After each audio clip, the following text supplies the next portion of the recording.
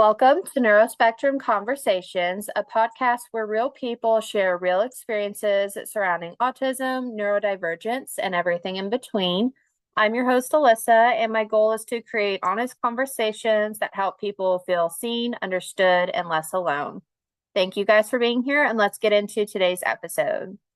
Today, we'll be talking with Bailie Lang and her experiences with raising her daughter, Hadlee. So, Bailie, do you want to introduce yourself and tell us a little bit about your daughter?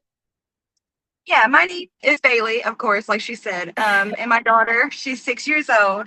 She has level 3 autism. Back then, whenever we got her diagnosed, it was called level 3. I don't know what they use now, but her doctor used level 3. Mhm. She's not nonverbal, but my girl knows how to speak Japanese. Oh, wow. She has developmental delay, so she's between about 18 to 24 months old developmentally, and she has pica as well. Okay. So what was it like when Hadlee was like a baby and a toddler? Did you notice anything about her milestones? Yes, actually, that was the craziest part. She was about a half a year old, Mm-hmm. and we could be behind her and be talking, and she wouldn't even pay attention to us. And Mm-hmm. honestly, I didn't even notice it at first. It was my sister-in-law. She Mm-hmm. noticed it. She was like, "Have you ever noticed that you can clap right next to her and she won't even flinch?" And I Mm-hmm. was like, "No, maybe she's deaf. Maybe we need to Mm-hmm. go get her hearing checked." Mm-hmm. So we made that appointment and we went to like three different doctors because I just could not couldn't process why Mm-hmm. she wasn't responding to her name, and she wasn't responding to sounds, and she wasn't Mm-hmm. walking, she wasn't crawling, she was not doing the things that babies around her were doing. Mm-hmm. And after we did the testing with the ears and she came back fine, we went to one of her well checks, and her doctor was like, "Have you ever heard of early intervention?" And I was like, "Okay, sounds a little scary. What's it? What is it?" And it was therapies. And that opened our eyes to speech and developmental and occupational and Mm-hmm. physical and all the therapies. Right. And the therapist was the one that suggested us getting her tested for autism. So that's Mm-hmm. what we did. We put her on the waiting list and we went and got her tested in St. Louis. Right. So like what was the process of getting the answers and the diagnosis for her? What was that process like for your family? Well, honestly, I thought I was crazy. Mm-hmm. The whole trip up to St. Louis, me and my husband, we had this assumption that we were wrong. The Mm-hmm. doctors were going to tell us, "Oh, she's fine. She's just a little behind. She'll get there." We were Yeah. going to be completely wrong. Mm-hmm. And when we got the news, oh, it makes me want to cry. I went numb. I couldn't hear. I couldn't hear what the doctor was saying anymore. My husband was looking up at the ceiling, and it took it took a good minute to process what she was even saying to us because Right. we couldn't accept it, and it was hard. It was Mm-hmm. very hard that day accepting what we hoped wasn't true. Yeah.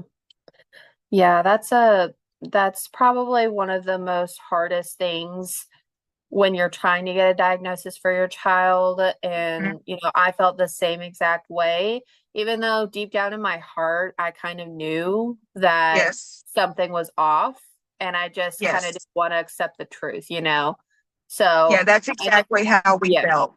yeah. And I know parents sometimes are just completely blindsided, but Mhm. I mean, me and my husband, we kind of sort of knew something just wasn't right. And, when we Yeah, got the diagnosis, I mean, I was still, sad about it and grieving about how different of a childhood he would have yes, yes, the compared to life he would have. yeah, yeah, compared to a child that's neurotypical, it's completely and totally different. So I know a lot of What parents, sorry, go what ahead. helped me what helped me that day was her doctor gave us this story. It's a short story. It's called Welcome to Holland. Mm-hmm. And if you've ever, I don't know if you've ever read it, I suggest Wow. Yeah. all autism Mhm. parents. Can you hear me? Yeah, I can hear you. Okay. Um, I suggest all autism parents getting this story and reading it because it really does help.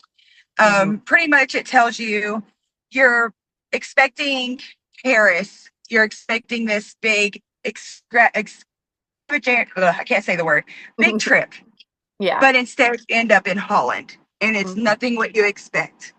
But Hmm. Holland has its beautiful parts, like its flowers and the way the air smells and just different things. Hmm. And you learn to love and accept Holland the way Holland is, even though you had the expectations for Hmm. Paris. Yeah. It's a Yeah. very, very good story, and I think that every parent with a disabled child should read it. I really, truly do. Oh yeah. My mom, she asked me if I'd ever read that story, and I was like, no. And she read it to me. I was bawling the whole Oh entire yeah. time. I was like, Oh, so why did you you do know that that? story. Yes, Oh. that story gets me every time I read it. Still to this day, it will make me cry. Yeah, it definitely puts it into a very interesting perspective I didn't actually think of, Right, and but it right. makes so much sense, right? Really So, did. yeah. So, what do you think has been the hardest part of this journey for you personally? You raising her. Right now, actually, we are experiencing our hardship right now. We just pulled her from school because I don't want to get into all that because that's, yeah. Right. But if she wasn't thriving in school, so we pulled her, and now we cannot find a single therapy for her. And Mm. we have insurance looking, we have caretaker people, I can't remember what they're called, care something through the insurance Mm. looking for her, and we're coming up empty Yeah. because of her age. Since she's Hmm. older, they don't offer therapies for her that she desperately needs. Yeah. So she's went without therapy for about 2, 3 months now. And Wow. I don't know when she's going to be able to get them again because there's nothing in our area. Yeah. That's so hard. I'm really disheartened to hear that. Yeah, Um, it's a massive, massive hump we're facing right now because she does have a G salt processor. So she does learn phrases, but if she's not getting her therapy and I'm at work, she's, she's not getting what she needs. And it kills me. yeah.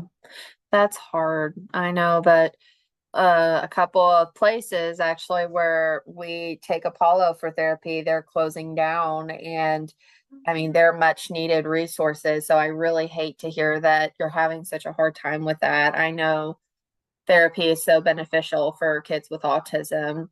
It really, Um, truly is. yeah. Um, so with that, how has autism impacted like your daily life and your relationships and your mental health, things like that? Well, like I mentioned earlier, my daughter does have pica. So she's ran people out of our home because she is a feces eater. And I don't like to talk about it because I don't want to embarrass her.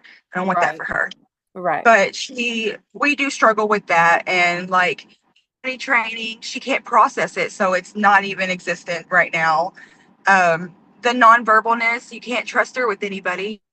So Mm-hmm. you can't ever have a babysitter. I mean, unless it's a grandparent. Yeah. Um, the sleep, Lord have mercy. I can't sleep in Mhm. my own room. I have to sleep in the living room because she stays up all night, even on her medicine.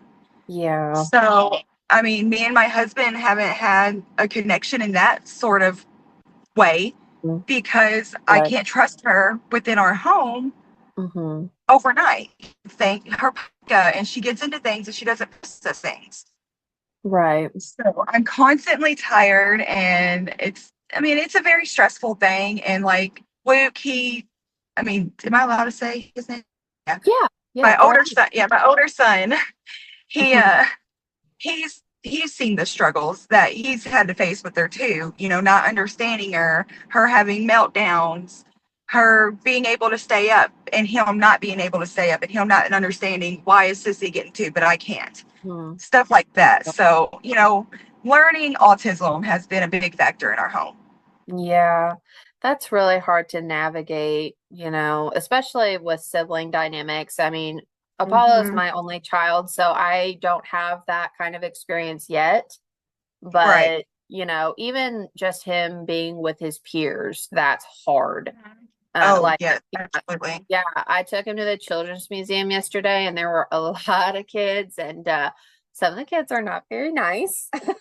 You know what you do? I've learned over the years with Hadley Girl, you Hmm. find a family that has autism and you just kind of steer in their direction because they Oh, yeah. understand. You don't Oh, even yeah. have to talk to them, but they get it. They get it Yep. to a point to where they're not going to be annoyed by your child. Oh, So yeah. you just find, you can sense it. You can see it. If you're an autism parent, you can see autism kids. Yeah, So, I have the sixth yeah. sense. Yeah. I So can, what we do is we kind of navigate our way towards someone we feel like is an autism family, and we just kind of stick near them, even if they don't even know we're doing it. We just kind of yeah, stick near them. That way, we know our kid's going to be comfortable. yeah, you can be a part of the cool kids club, man. So, Bailey, what are some things that people misunderstand about parenting a neurodivergent child? That they're going to grow out of it. Oh my gosh, I am so tired of hearing that. Oh, She's yeah. not going to grow out of it. She's going to be this way her whole life. We already have a plan for when we're old. We have a Hmm. plan for when she's older, the whole nine, because she's not going to grow out of it. She's always going to have this leveling, because I don't know how else to word it, because that's how I've always worded it, of Right. autism. And it's not going to go away with age. It's not. And Hmm. vaccines, Lord have mercy. Hmm. I promise you, my daughter was a year behind on vaccines. I know I shouldn't say that, but we moved from state to state and medical stuff got missed behind, Right. and she Right. was behind on vaccines, and we were already seeing the signs. Okay. Hmm.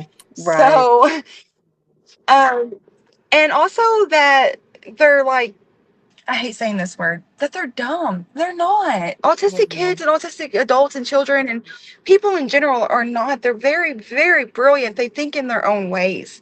Hmm. And like Hadley, she can't hardly have a conversation with me, but she can speak Japanese. That's really I mean, cool. I can't even do that. Have you tried to Like, like we, Google, have you tried to do Google Translate to see what she's saying? I'm going to get one of those. I'm going to get one of those earpieces that you can Oh, put okay. in and turn on when they're speaking, and it'll translate to your ear. Oh, that's nice. Cool. Yeah, so I'm going to get one of those because at this rate, I don't see English being a factor in our life. So if Guess it's you're gonna have to learn Japanese, then Japanese mama, then. daddy, grandma, yeah, we all need to learn some Japanese. Gonna have to find some classes near you. um, right. Um, also, let's see. That they don't have feelings, children that they don't have feelings. Yeah, I understand they can get hurt and they don't get hurt as bad because their pain receptors aren't as bad or whatever they say or whatever. But you can still hurt an autistic person's feelings, even if they're extremely severe or not. Like my daughter, you can still hurt her feelings and she'll say, ow, I got a boo boo. And it's because Hmm. you hurt her feelings. Like, Hmm. it, don't talk about her or like she's not there. She's there. She's human. She's just as human as you. Her brain just works differently. Hmm. Right. I know a lot of those stereotypes are like I could talk Mm-hmm. forever and ever and ever about them because I hear them every single day since Yep. I since my Yep. son got And it gets diagnosed. exhausting. Yeah, since my son got diagnosed and I'm a part of this community and I'm an advocate for him, I have to be because he can't talk, I hear Mm-hmm. about it every single day. Yep. And I mean, Oh, I already know. yeah, I don't have autism neither. Uh, so I do have ADHD, so I am neurodivergent. So my brain definitely does process things differently, but all the stereotypes I've heard so far just make me like physically ill. Oh yeah, absolutely. Yeah. It's It's it's really, exhausting, and yeah. I just honestly I just gotten to the point because I've heard it for so many years that I just shoulder it off like, okay. You have your opinion, Right. friend. You think Right. that. Like, I know. because But, I know autism a little bit more than you, friend, but okay. right. Yeah. Sometimes you just gotta ignore, and sometimes that's the hardest thing. Mhm. Oh yeah, I Yeah. know. Because you wanna say something because that's your baby. It's Oh your heart yeah. and soul right there that they're pretty much offending and they don't even realize that they're being offensive, but they Hmm. are. Yeah. Oh, Yeah. exhausting. That's a whole nother thing. Yes, yes, ma'am. So yeah. So alongside that, have you experienced like judgment or isolation or things like Oh, burnout? oh yeah. We when we go to birthday parties, me and Hadley don't get to go. And that's because Hadley gets too overwhelmed. She gets overstimulated. She wants to get into the presents. She Hmm. wants to leave when she wants to leave. Hmm. So usually my husband and my boys will go. Hmm. So, and then you get the, well, why weren't you there? Well, Hmm. because Hadley wasn't going to be able to handle it. Well, how do you know if you didn't try? Because I Hmm. know my child. That's Hmm. why. Yeah. So, you get you don't get to go do certain things. Like we went on a trip and we went to this restaurant and she could not handle it. There was too many lights, too many sounds. She kicked the table. Like Hmm. me and her had to walk back to the hotel and my husband had to bring our food to us Hmm. because she just couldn't handle it. So Yeah. you do get robbed from doing things, but I mean, it's not their fault. They can't handle it. Right. Yeah.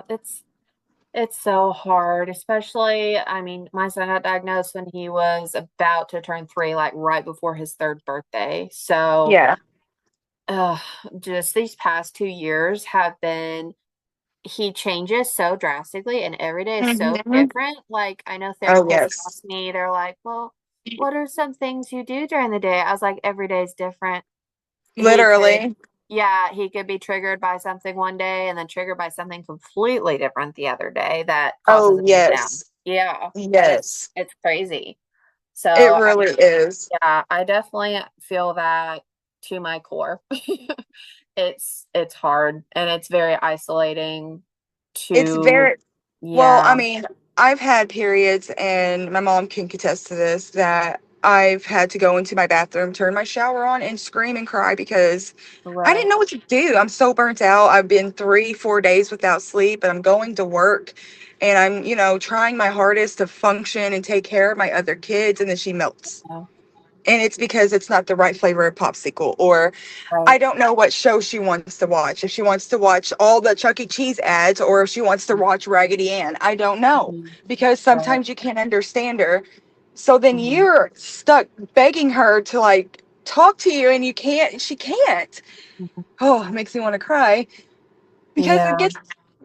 it gets very hard not understanding what she wants or what she needs. So you're trying your hardest and then it burns you out and you're not sleeping, and then you're having to track medicine and you're tracking doctor's appointments that are out of town, Hmm. and you're It's a trying to lot. work and take Yeah. care of other children. And I'm watching my youngest for signs of autism now, which is scary, and I feel like I obsess over it because I'm scared. I'm scared that he's going to get it or he's going to have it too, Hmm. and my life is going to become, I know this sounds bad, but it's going to become harder, and my children are going to be continuously robbed of things that they deserve to have in this life, like Yeah. prom and marriage and children and a job and all these things that my children deserve to have, and they won't ever get it because of something that they were born with. Hmm. And it's not fair. It's not fair. Yeah. I know that with this podcast, I wanted to share the not nice and pretty, and Hmm. autism is a superpower and it's amazing. It's It's a not. gift. It's not.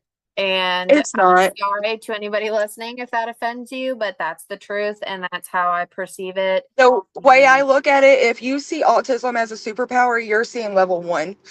You're seeing right. someone that can function in their daily life, that isn't eating their own, you know what, and struggling to eat in general and having to eat popsicles because she will stop drinking for days at a time and not knowing what they're saying. No, tell me the superpower in that. I can't find it. She knows Japanese. That's a superpower. I give them that. That I give is them really that. cool. Yeah, that is really cool. I I give mean, them that. But she was yeah, robbed of so much. yeah, it's hard, and I wanted to have real families share about their experiences with different, Hmm. like, level one, level two, level three. I mean, whatever your child is going through, I want to hear about it. I want to hear about, all the ugly things because, autism is ugly. It is. And like I It's said, beautiful. yeah. It's beautiful and ugly. Like, yeah, sometimes she right now she says "puck you," and we're not sure if she's saying "thank you" or "fuck you." Sorry if that is not allowed. Um, but it's hilarious, and it's hilarious. And if she wasn't autistic, I don't think we would allow it, to be honest. But You she's know using what? it with processing, so it's That's it. allowed. So that's the That's it. beautiful side. But the That- staying up for 3 to 4 days, not wanting to take a shower, fighting, having to have multiple people help you brush her hair, Right. and only eating brown foods Hmm. that she burns herself out on, and then you have to find more brown foods that she won't burn herself out on, and Hmm. oh, Yeah, it's a lot. It's a it lot on an is. everyday basis. Yeah. Well, trying to shift focus, like what are some moments that have meant the most to you with Hadley? When she started saying "mommy," Yeah, that's she sweet. was 5 years old, and she learned it off of YouTube. And I don't care. I give YouTube all the credit. I don't care. Thank you, YouTube. Thank you, G Salt Processing, because without it, I don't think I would ever hear it. That's Uh, really sweet. she goes, "Mommy, Oh. mommy," and she uses it with processing, and it amazes me Hmm. on a daily It's basis. Like, it's I know YouTube is she heard it on a YouTube video, and she it clicked in her brain, and it worked, and she processes it, and it's beautiful, and I love it, and it makes me want to cry almost every time she does it. that's Or really whenever sweet. you sing the Coco Melon, "I love you," she'll sing it back to you. And Oh, that's your way of getting "I love you." that's And precious. it's sweet. Or whenever she's running, like she gets hyper fixated on tickle tickle, and she'll make me chase her all the way up the stairs to her bedroom, tickling the crap out of her. And she will just laugh and laugh and laugh. Or when she stems, oh my Lance, I love when she stems. When she's stemming to music and them arms are flailing and that body is shaking, I'll do it with her. I don't care. We'll be out in public and I'll do it with her too. We'll vocal stem together. Yeah, It's that's fun perfect. sometimes. She Yeah, can make it fun. It can be fun sometimes. yeah, that sounds really great. So what are some of your favorite things about like her personality? The fact that she is so funny. I don't know. She's just funny. Like the way she is, the way she talks to her tablets, and the way she just like spouts at you in Japanese and stuff. You're like, oh girl, tell me about myself then. Okay, I see you. Like, she's so funny and she's so lovable. Like she does when she melts. I give her that. She can beat somebody up very quickly, including me. Right. But when she's not, and 99% of the time she's not melting because she's at home and she's in her comfort spot.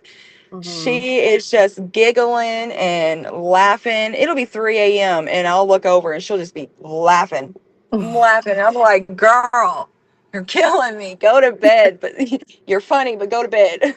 Right.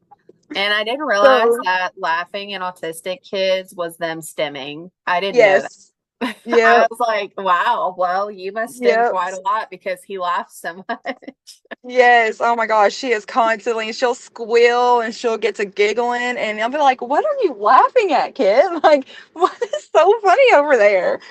And it's just her in her brain or what's on her video at that time. Yeah, I tell people, I'm like, I think he's probably listening to a joke in his head, and that's why he's Yes. laughing. Yes. Yes. Telling himself a joke or something. Right. Yeah, it's really funny. Um, Yeah. so what milestones for her have been especially emotional or meaningful? Her processing things. Like this year, we have learned yes and no. And she will, yes. and know anything she wants. She'll point at the Mm-hmm. door. Yes. She'll point at the Mm-hmm. fridge. Yes. You Mm-hmm. bring an item she doesn't want? No. And I'm like, sweet, we're getting somewhere. And Right. also, since we started homeschooling, we've been working hugely on independence. So Wow. like she can pull her pull up now, she can pull her pants up, and she can put her socks halfway on. Oh, that's So awesome. these are massive things for her that we have struggled with for years. So we're hoping once we can get the independence down, maybe we can try on potty training again. Yeah, that would be amazing for her. I know that that's a struggle still for us. So I'm, Oh, girl, I mean, it may be for years. I hate saying it, but autism to yeah, autism, it may be years. yeah, She yeah. can't process it. Hmm. Yeah, I'm terrified. Yeah, He's showing yeah. some signs, but he's still nonverbal, so we're still working on Mhm. that barrier. So I'm Well, hoping if he can that, process it, run with it. If he can process it, run with. That's what I do. If I notice that she's catching on to something, I focus super hard on that thing. Like the getting right, dressed. She's right. learning to get herself dressed, and she's actually doing it. So I'm running with it. Once Yeah. she starts potty training and she actually processes what we're doing instead of just sitting there and like singing to herself, Mhm. Yeah. we'll run with it. Right now, it's just not a thing. Yeah. Yeah. That makes a lot of sense. So also, what do you think Hadley has taught you from, her autistic journey so far? Patience, because I'm not gonna front. Before I had my daughter, before I was with my husband, I was a little hood rat ratchet little thing that ran the clubs, got into fights, just Hmm. had fun. Hmm. And after I had her, I set my butt down and I learned how to parent a different breed. I mean, you gotta think about it, they are a different breed of children. Like you Hmm. got normal children and then you have that neurodivergent children, and it's a whole different ball game. Hmm. And I had to put all my personal stuff aside and be like, you can't have fun no more. You can't do these things that you enjoyed. Yeah, I shouldn't have been doing those things anyways, but it calmed me down, and it made me realize I need to focus on my life, my children, and getting her through this life, because all she has is me and her daddy. Hmm. And we are going to be the things that help her progress or regress in this life. And Right. I want her to progress, not regress. Right. Yeah. That's So awesome. patience and how to calm down. Yeah. I feel like once you get that diagnosis, you got to learn that real quick. Oh yeah. And like Yeah. I heard this on, I think it was Dr. Phil. Don't quote me. I think it was Dr. Mhm. Phil. But they said something about if it takes you 7 seconds to turn a light switch off, but it Mhm. takes someone else 10 minutes to reach that Mhm. light switch and turn it Mhm. off, they'll never reach it in 7 seconds if you don't allow them. So you Mhm. have to like push them, and you have to motivate them, and you have to, you have to be their progression. You have to Mhm. help with, their speech on a daily basis. You have to help with holding silverware the right way, even though you shouldn't have to focus that much on it. With the normal children, you wouldn't have to. It would be Mhm. like maybe a week experience, but with an autistic child, it may take you a year to get them to properly use their Mhm. silverware. And you just have Right. to keep doing it. You have to keep pushing and keep focusing on it. And consistency is massive with autistic kids. Massive is consistency. Right. Yeah, that's something for sure that they have to, well, at least most kids I know they have to stay in a routine. Oh, yeah. I Yes. mean, with my Yes. son, he's not in therapies right now, but he will be soon. So right Hmm. now we're kind of just go with the flow, but we still kind of have a semi routine for the day. Right. Which, So I mean, it's, that's all you really can do, because they'll throw you through a loop. One oh yeah, minute they hang out in the living room for 2 or 3 days in a row, and then they isolate themselves in their bedroom for the fourth day. Like, right, and you're like, whoa, okay, what are we doing? right, And where are you at, yeah, Hadley? Like, yeah, they'll throw their own routines off. yeah, that's very true. Mhm. So what do you wish people understood about families like yours? Give us some grace. Give us some patience. We're always going to be loud and proud because, we're not going to be quiet in the store. We're not going to be Mm-hmm. the quiet family at the restaurant. If we can't make it, get over it. Mm-hmm. Some Right. days are harder for us than others. You can get your child dressed and get them out the door in Mm-hmm. 10 minutes. It may take me 3, 4 hours to get her motivated, and then we can't even go. Mm-hmm. So, give us grace. Give autistic families grace and stop blaming things. It happens in the womb, it's a brain thing. Mm-hmm. God bless. It's not all these things that they want to have a blame on it. It's not Tylenol. It's not vaccines. It's not parents not loving their children. Mm-hmm. Gosh, that one gets on my nerves. The avoidance of hugging and stuff like that when they were newborns and stuff like that. Right. That physical touch and that physical bond that they need. Okay, Mm-hmm. because my daughter and me were stuck up each other's butts at newborn. Okay, so Yeah. no. Yeah. It happened in the womb. Something happened. I mean, maybe some oxygen didn't get to her. I don't know. Mm-hmm. But I can't sit here and blame all these other things because it's not what it is. It happens. Right. Yeah. Give us grace, understand it. If you want to talk about it, research it. No, yeah. Yeah, that's what I tell people. I'm like, if you have questions or concerns, you can always educate yourself, or I Yep. can do my best to try and explain things to you, but it just is what it Nothing is.